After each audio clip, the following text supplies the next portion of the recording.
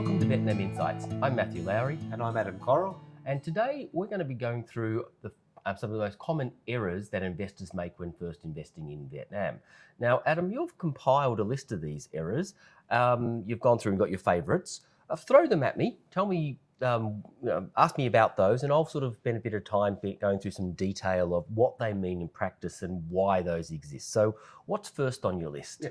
Thanks, Matt. Well, the first one off the rank is failure to contribute charter capital on time. The charter capital. So for those who don't quite understand, because the concept's not necessarily consistent across jurisdictions, charter capital is effectively your share capital, your contribution to ownership of the business. If you don't put your capital in, you don't own the business. So you've got to pay your shares effectively, even though it's not necessarily technically shares, that's in fact what it is in practice. So you've got to pay for your shares. The problem is you've got 90 days to do it. And if you don't contribute within 90 days, you may be, particularly foreign invested companies, basically stuck. You can't capitalize your business and your business is always broken. And the reason this sort of misconception happened, people don't realize, is that prior to 2015, and there was different requirements, and then prior to 2020, but all companies, before it was different, foreign and local, all companies, 90 days is the requirement to invest. And what should they have done or be ready with before they deploy it? Oh, when you set up a foreign invested company as a foreign investor, you actually have to dictate how much capital you're bringing in and show evidence that you have the money to bring in. So you should be ready before you've set up the company. And then you need to plan. You don't leave it to the last minute, because the 90 days, you've got to bring it into a specific bank account. And if you don't plan it, you can be a day short. You're locked out. Then the bank can't accept your money. And there's no way of bringing that in properly to do that. So planning is, back to your point, is foreign investors, you've got to show evidence. You've got to have the money in the first place. So there's no reason not to bring it in. And someone who is overseas that's setting all this up, how should they look at it to actually be comfortable with the process? Well, what sort of things should they be doing or checking on while they're doing this? So it's the amount you're committing to bring in. It's understanding what your commitment is. Because on your investment application to start the company, you are committing an amount of money to bring into Vietnam. You're bringing that money in. You specify how much is capital, how much is loans, and the loans gives them flexibility. But the capital, your investment in the company, you're committing before you start the company. You're signing off. And even if you're not in Vietnam, it's the same process. You're still committing to bring that money into the company, into Vietnam. And if you don't? Then the company can be stuck. And there's an article on our website which talks through implications of that, because in some cases there's no solution. You can appeal to the state bank and get exemptions, and you can ask for the Department of Planning and Investment for relief. But apart from penalties, if they give relief, it is complicated and expensive. And my final one on this, if they change their minds about the limit of charter capital. If not, once you've made the application, you're committed to bring it in. You can do a capital reduction once you've capitalised it. Now, in a local company that doesn't have foreign investment, there is an ability that if you don't pay up, that can be excluded and other people can own it. It's not as dire, but foreign invested, it is an issue. But local owned, you sort of just, in some scenarios, you forgive the ownership that never existed. Doesn't remove the obligation, but the ownership does change accordingly. Yep. So have all your ducks in order, be certain what you want to do, and then move forward with the process. Okay. Now, number 2, bringing investment funds into Vietnam through the wrong bank account. Okay, so you follow on. Surprisingly, very common. Yeah. And it's because there's a quirk. So if you're a foreign investor, to bring your fund, you're committed to bring those charter capital in to a direct investment capital account, or it might be an indirect investment capital account. These are specific bank accounts for bringing money in cross-border into Vietnam as an investor, or your loans funds. You bring them into that bank account, they've legitimately come into Vietnam, then they get dispersed where they need to go into the company's bank account for operations, to spend, or into an investment, depending on what it's for. And then when you sell your shares, get a dividend, wind up the company, the money comes back out through the same account it came in. And it's functionally, specifically designed for that purpose. And a bank will only let money into there if there's a purpose, like you've got a loan document or it matches your investment certificate, to bring those funds in and funds out. It's the Treasury, it's the currency control, Treasury control from the state bank perspective. They can monitor to make sure that it's valid. When people just send the money into a bank account, either a personal account or the company direct, it's not a legitimate investment. It does not meet the requirement. You have not fulfilled your investment obligations, and therefore you don't own the company. Or the loan has come in, is not a valid loan because it hasn't gone through. So we've seen situations where the tax authorities have deemed them to be revenue. So you don't own the company because you haven't paid for your shares through the correct account, and you can't show that you've contributed the capital in the correct way. And the tax office may even tax you on those funds. And that because it didn't come into the right account, it can't go back out. Not a good scenario. And with that account, is that account used for other purposes or primarily for that? So a direct investment capital account can be used for three things. One is your share capital in and out. So if you buy or sell or reduce capital or increase capital through the direct investment capital account, or the indirect. There's a subtle difference, not important for now, but the capital account has capital in and out. It has your dividends, your share of your profits repatriated out, and it can have foreign loans. So if you're loaning the company money, it would go through that account as well. So those are the only three things. Nothing else can go through it. And do the owners of the company need to be in country to set this up the first time? No, so you actually don't generally need to be in Vietnam to do any of the setup process. You need a resident director, but they don't need in country at the time. What they do need is verified signatures, passports, notarized documents, and wet signatures essentially on bank accounts to set it up. It's just in a separate additional bank account to set up. So it's no different to setting up a normal bank account. It's just a bank account for a specific purpose that is controlled in a way for currency and cross-border. And in the process of registering and setting up your business, where would this sit? Towards the end? In the middle?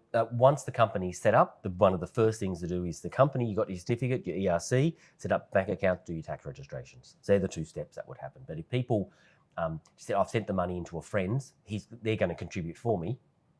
There. Because one last thing to remember is the investor named on the investment certificate, the IRC, ERC, must be the person to invest the money, company or individual, from the bank account verified from the name of the party. It has to come from your bank account into that foreign investment capital account. Yep. So that's easy to slip up. So there's no other way around it. That you're the investor, you send the money to that bank account. Anything else will cause you significant problems in the future. You may never get your money out, you may pay tax on it again. Thank you. Let's move on to point number 3, question number 3. So, sorry, I keep smiling because these are very common. Not getting VAT invoices. Yes. So VAT invoices, potentially the bane of people's existence in Vietnam. Now they're digital, it's easier. So VAT invoices, the tax system is such an integrated and accounting system that not only do you remove the ability to have a VAT deduction, you move the ability to have a corporate income tax deduction. So not claiming your 8 or 10% VAT will cost you an extra 20% corporate income tax because it's non-deductible. Your VAT expense is an accounting evidence of expenditure. It's evidence or a deductible proof for corporate income tax and for VAT credits and refunds and claims. It serves all those purposes. Without it, you can record it for accounting purposes, but you can't treat it as a deductible expense. And in fact, how you treat it, even in the accounting records, can be tainted because that's a tax accounting system that we have in Vietnam. And not only that, there's a limit. So today the limit is any expenditure above 20 million Vietnam dong must be supported by electronic payments for the VAT invoiced VAT to be deductible as well. So it's not just the fact that you got the invoice, it's how you pay as well that attaches to that invoice. And what sort of system should a company have in place to actually do this? That's what they need to do, but how to do it? It's an accounting, it's the financial control process is that expenditures only occur with an invoice. So for corporate expenditures with suppliers, it's a normal process to make sure that the supplier is issuing invoices and to you're making payments, and there's a process. And as soon as something doesn't happen, stop, deal with it.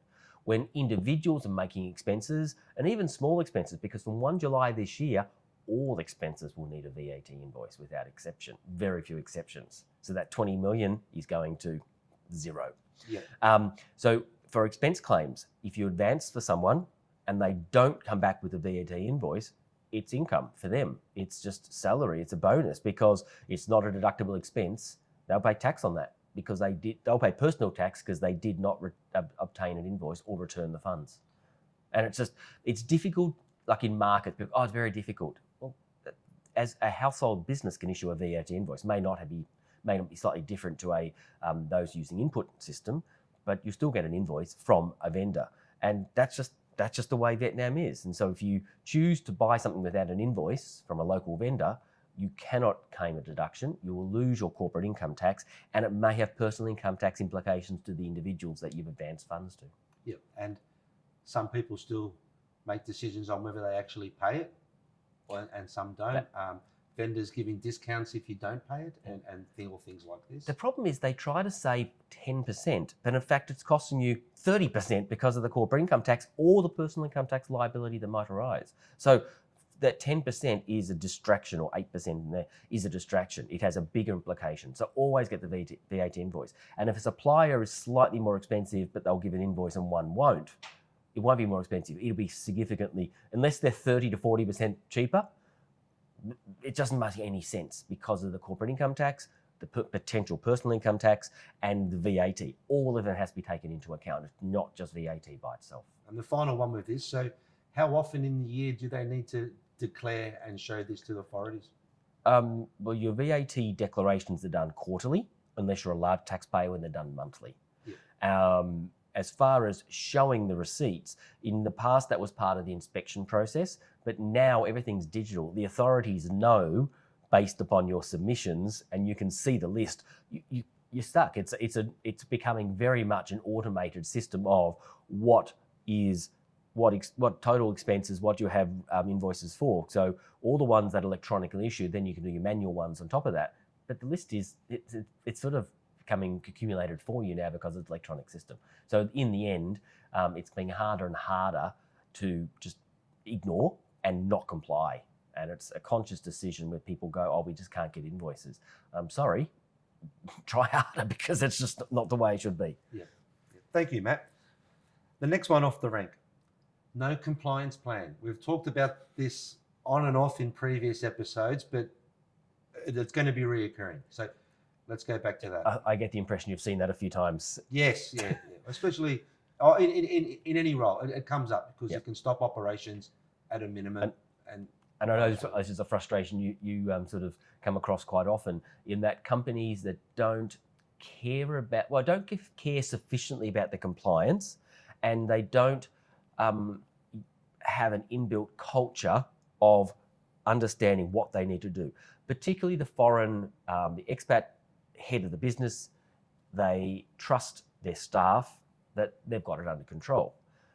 But the staff don't have the same obligation and don't have the same responsibility. And unless you take an approach to understand what you have to lodge, when you have to lodge. And I've seen situations where a very, very experienced chief accountant is put in charge of compliance, but they've only worked for a local company. And a foreign company might have different reporting for your FDI-related reporting for your business activities. You might have foreign employment-related reporting, little things that you start missing out, statistical reporting.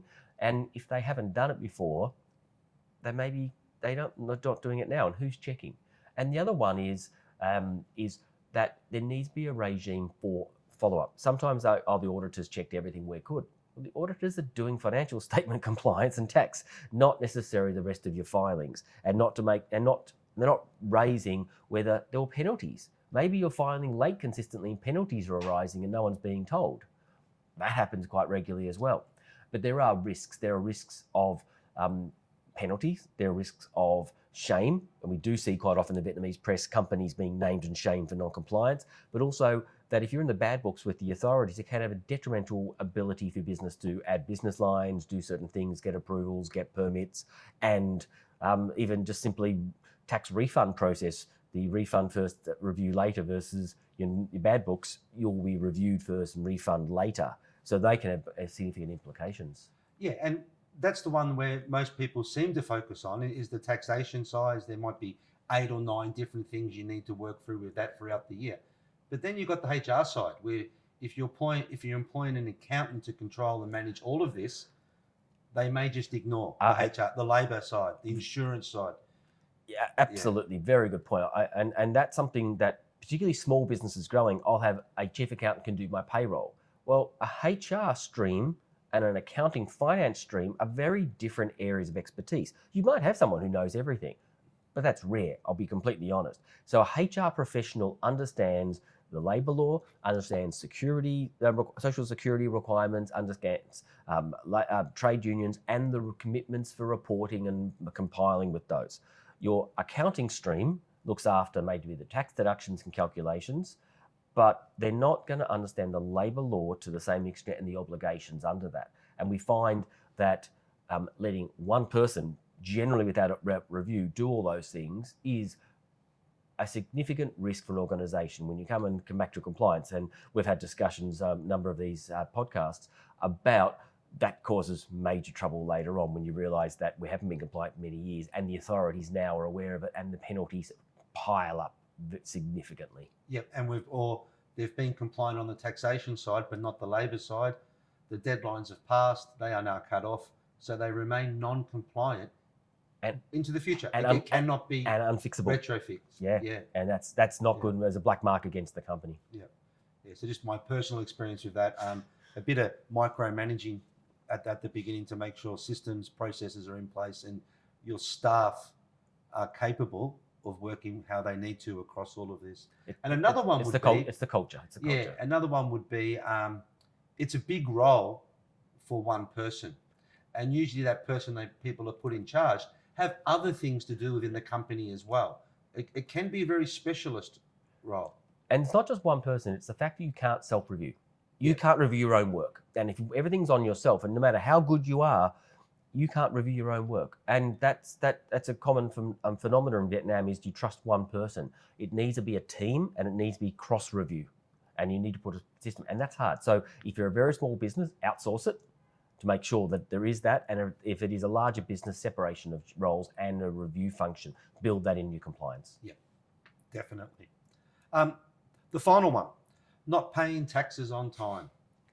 Oh, that's come into the news a lot more recently. I'm not sure whether you've got that on there because of experience, but Well, do we actually know anyone who's at the airport and hasn't been able to leave the country? Yes, I do. Yeah, so it's... So what's happened recently is the authorities in recent years have put in place, and they were really strict last year and they've softened it just a little bit this year, is that they will prevent a individual who is a director or a legal rep of a business from leaving the country where that company has tax liabilities.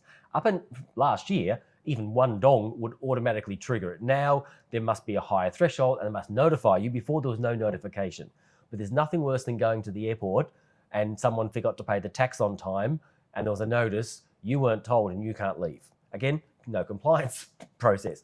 But the implications of not being able to leave the country because of a tax problem and not knowing there's a tax problem, that's pretty sort of scary for particularly an expat when this isn't your home. Now, we do see if personal taxes aren't paid, they can do it. We don't see as much on the personal side, but if there's an issue, and the authorities we're seeing get the digitising are now starting to track personnel who are handing back work permits and etc. If they haven't finalised and leaving the country, the obligation rests on the company, but we are seeing that as a potential issue as well. But predominantly that becomes up an issue is what we see.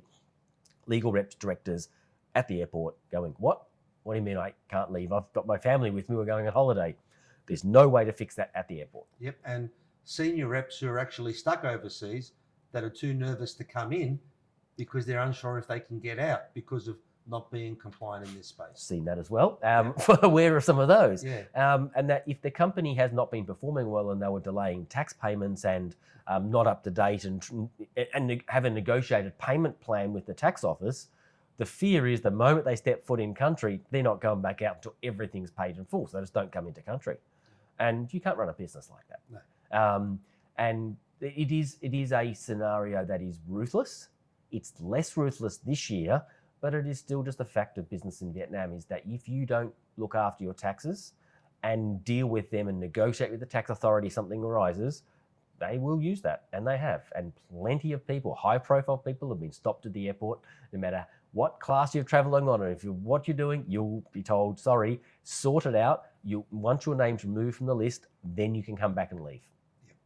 And yeah, I'll just finish off on that with the friendly reminder that anything non-compliant, yeah, there's severity with fines and things like that, but the biggest impact is it stops your operations. You have all your staff running around trying to fix something that didn't need to be fixed if it was implemented the right way. Perfect. So thank you for those. I appreciate the questions, Adam, and I look forward to talking to you again. I'm Matthew Lowry. I'm Adam Correll.